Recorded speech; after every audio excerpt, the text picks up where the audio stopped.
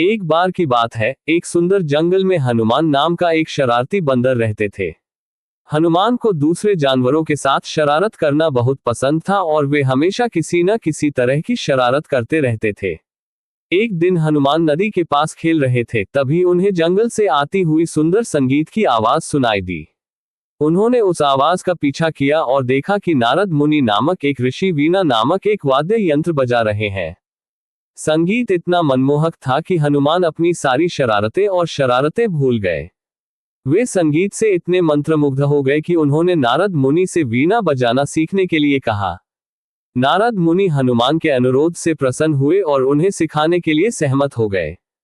लेकिन उन्होंने हनुमान को चेतावनी दी कि वीणा बजाना कोई आसान काम नहीं है और इसके लिए बहुत समर्पण और कड़ी मेहनत की आवश्यकता होती है।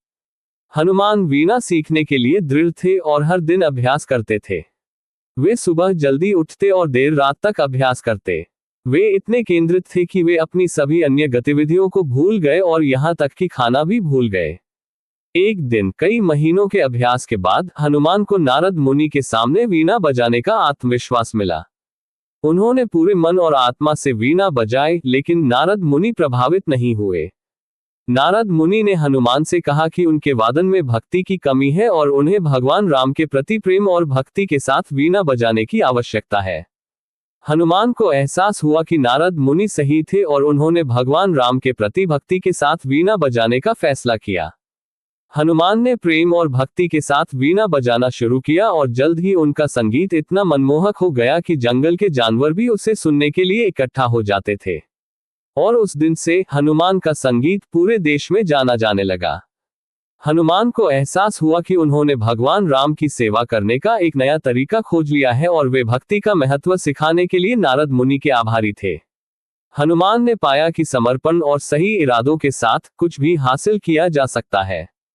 इस सबक के माध्यम से उन्होंने सफलता प्राप्त करने के लिए दृढ़ता और शुद्ध इरादों के महत्व को समझा। अपनी नई क्षमताओं के साथ हनुमान ने पूरे देश में भगवान राम के प्रति प्रेम और भक्ति फैलाई, ये प्रदर्शित करते हुए कि सच्ची सफलता अच्छे मूल्यों और नेक उद्देश्यों के प्रति हार्दिक प्रतिबद्धता में निहित है। भगवान हनुमान के जीवन से इन उदाहरणों के बारे में सीखकर बच्चों को दयालु, बहादुर और अधिक दयालु व्यक्ति बनने के लिए प्रेरित किया जा सकता है। जैसे जैसे वे बड़े होते हैं, वे इन सबकों को अपने साथ ले जा सकते हैं, हनुमान की तरह अपनी कहानियों के नायक बन सकते हैं।